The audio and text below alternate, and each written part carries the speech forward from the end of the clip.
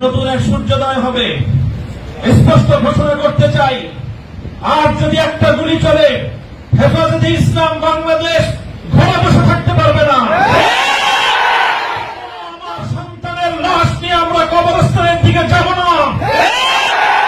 পরবর্তী সন্তানের লাশ কাঁধে আমির হেফাজত ইনশাআল্লাহ রাজপথে যখন নামবেন, টেকনাফ থেকে তেঁতুলিয়া পর্যন্ত পাক ভাঙ্গা সেই গণজোয়ার রুখে দেওয়ার সাধ্য কারো হবে না।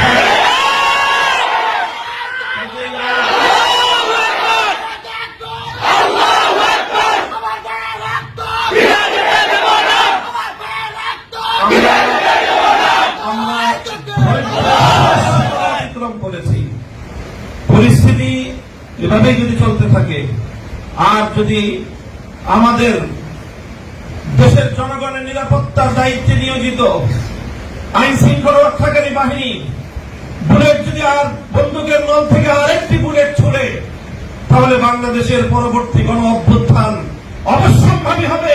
সে অভ্যুত্থান রুখে দিতে কেউ পারবে না। আমরা আল্লাহ পাক রব্বুল আলামিনের কাছে দোয়া করব, যারা বৈষম্যের বিরুদ্ধে জীবন দিয়েছে, যারা বৈষম্যের বিরুদ্ধে জীবন দিয়েছে, অত্যাচারীর হাতে যাদের প্রাণ গিয়েছে, তারা নিঃসন্দেহে শাহাদাত বরণ করেছে।